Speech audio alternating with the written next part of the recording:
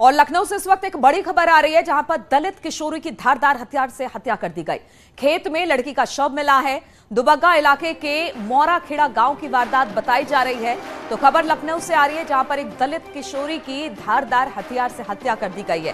हालांकि हत्या के कारणों का अभी पुलिस पता कर रही है। मौके पर पुलिस पहुंच चुकी है। इस लड़की का जो शव है वो खेत में ही पड़ा मिला गया है। दुबग्गा इलाके के मोराखेड़ा गांव की वारदात बताई जा रही है। फिलहाल अब इस पूरे मामले में छानबीन हो रही है कि किस तरह से इस लड़की की हत्या की गई, हत्या के पीछे की वजह क्या थी। ये तमाम बातों का पुलिस खुलासा कर रही है।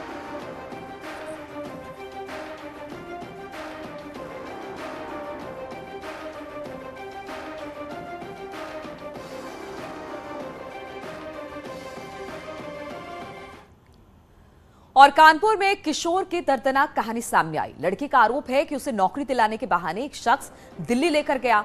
वहां बिजनेस लोन के लिए बैंक गए तो बिजनेस प्लान दिखाइए करके पूछते हैं।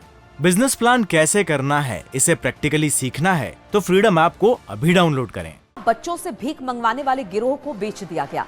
इसके बाद बच्चे के साथ यातना का जो दौर चला, उसमें बच्चे की न सिर्फ आंख की रोशनी चली गई, बल्कि एक बार फिर पुलिस की कार्यशैली पर सवाल उठ गए। बच्चे का आरोप है कि दिल्ली में उसके साथ अत्याचार हुआ, नशीले इंजेक्शन दिए गए, उसकी वजह से उसकी आंखें खराब हो गई। लड़का नौबस्ता इलाके का रहने वाला है और किसी तरह से दिल्ली में गिरोह के चंगुल से पीछा छुड़ाकर बचकर निकला। अब बच्चा इंसाफ की मांग कर रहा है।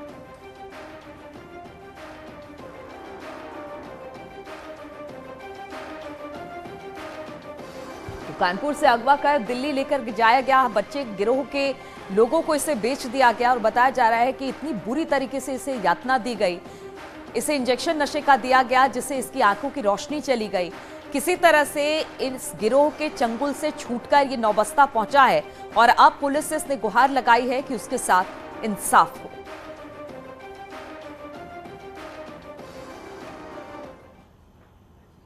और इसी पर बातचीत करने के लिए कानपुर से ओम बाबू हमारे साथ जुड़ गए हैं।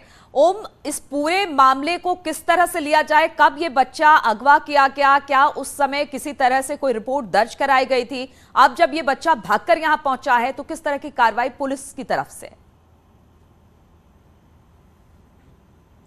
मैं पूरा घटनाक्रम आपको बताऊं कि ये परिवार बहुत ही बेहद गरीब परिवार है। बिहार के सीवान से ये लोग कानपुर के नौबस्ता थाने में रहते थे, थाने के पास में रहते थे और जूही क्षेत्र में यह बच्चा मजदूरी का काम करता था। यहाँ पर एक रमेश नामक युवक ने उन्हें लालच दिया, पैसे का ज्यादा लालच दिया कि ज्यादा पैसा मिलेगा और आप मेरे यहाँ काम करो। वह उसके साथ चला जाता है और झकरकटी के पास उसे 3 दिन बंधक बनाकर रखा जाता है और उसके बाद दिल्ली के राज नामक युवक को, जो कि भिखारियों का गैंग चलाता है, उसको 70,000 में बेच दिया जाता है और दिल्ली में उसके साथ वो अमानवीय कृत्य किया जाता है। पहले उसे भीख मांगने के लिए मजबूर किया जाता है, फिर डेली मारा जाता है और उसके बाद रोज गाड़ी से उसे उन पॉइंटों में फेंक दिया जाता है जहां से बच्चे भीख मांगते हैं। रेलवे क्रॉसिंग, बस स्टॉप के पास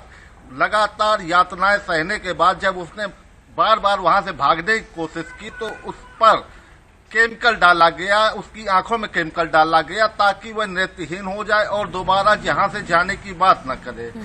जी, तो अब फिलहाल पुलिस इस पूरे मामले को किस तरह से, क्या उस गैंग का पता लगाने की कोशिश कर रही है? क्योंकि एक बच्चा 3 दिन तक उसे कानपुर में रखा गया, उसके बाद उसे दिल्ली ले जाकर बेचा गया। तो अब इस पूरे मामले की छानबीन में पुलिस कहां तक पहुंची है? क्या उस बच्चा गैंग की तलाश में दिल्ली भी पहुंचने की बात हो रही है?